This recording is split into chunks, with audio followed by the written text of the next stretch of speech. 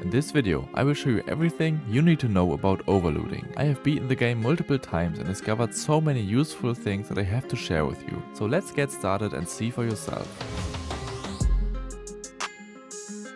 The first tip is a really interesting one, and I only discovered it while digging through the patch notes. Drops are more likely to come from sets you currently have equipped. This means you can actively influence your drops just by equipping certain items at the right time, making it much easier to find the perfect items and complete powerful sets. Use that knowledge to your advantage. It's a small detail, but it can make your loot so much more consistent.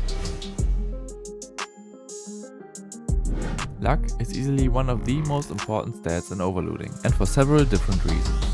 Luck won't help you directly in combat, but it allows you to outscale enemies and reliably push toward bosses. The higher your luck, the better the rarity of loot you'll find. In the early game, you should always aim for the villager item set. Every piece grants luck, and the set bonus boosts your drops even further. If you manage to pick up 3 or 5 villager items in the first few rounds, your scaling skyrockets. You might worry, sure, I'm scaling fast, but villager items are weak.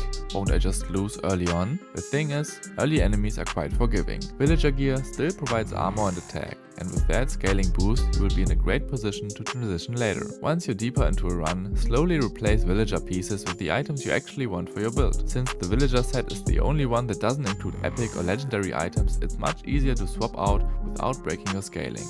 In the mid to late game, you will find even stronger luck-based options. The Royal set grants even more luck, and the Saltwater set upgrades your chests. This not only lets you get an unlimited amount of legendary items with enough of the luck stat, it actually lets you get mythic items straight from normal chests. This is absolutely broken considering you normally only see 1 or 2 mythics in an entire run. In overlooting, luck isn't just a stat, it's a lifestyle. Now that you understand how important luck really is, the next tip will click right away. Sometimes it's actually smart to keep a few luck-based items in your inventory and swap them into your build during easier rounds. If you are confident you can beat the enemy, that little boost of luck can be the difference between getting a rare item or scoring a legendary. As soon as the fights start getting tougher, just switch back to your stronger gear to avoid risking a loss. When you start a new game, you immediately see the 3 skill options to choose from later on. As soon as you earn your first skill point, the choices for the second and the third skill are revealed as well. Since these options change from run to run, it's crucial to check them early on. That way, you can decide which equipment and set bonuses are worth aiming for, find strong synergies, and avoid sabotaging your run by locking yourself into low synergy skills. Keep in mind you can't skip these choices, and sometimes all of them come with downsides you'll need to work around. A normal chest always gives you 3 items to choose from, but sometimes none of them really fit your build. In that case, don't overthink it, just grab the item with the highest rarity. Even if it's not useful right away, it will become valuable once you reach the forge. And that brings us to the next tip. The forge might seem straightforward at first glance. You put in 3 items and get a stronger one. But there's actually a few important nuances that many players overlook.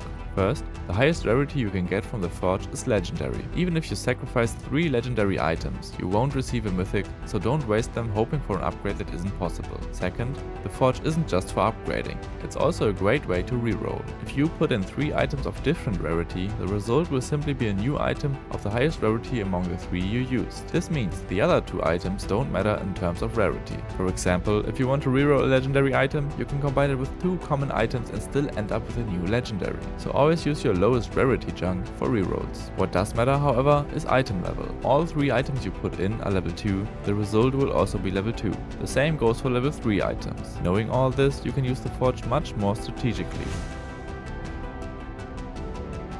Potions are the only items you can actually use during combat. Technically, you can hover over your character with a potion in hand and drop it in the last second when things get dangerous. But this strategy is risky and I wouldn't recommend relying on it. Play it safe. Healing early is always better than dying with potions in your pocket. I've lost more than 1 run because I thought my build was strong enough that my armor would hold and that I didn't need to heal, only to get taken out by a weak enemy. So don't stockpile potions for too long because a run can end much faster than you think. Some skills reward you with potions or items that instantly appear in your inventory instead of dropping on the ground. That sounds convenient, but there's a downside. If your inventory is already full, the item won't wait for you, it will simply disappear. To avoid losing valuable potions, always keep at least one slot open before these skills trigger. If at least one of these tips made your next run a little easier, please consider subscribing, it really helps a lot. And don't forget to check out my other tips and tricks videos to discover even more cool stuff about your favorite games.